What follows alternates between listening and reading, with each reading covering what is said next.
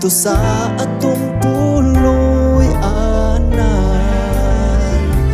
Ang kahadlok atong igasikway karon sa Ginoo kita kabangan.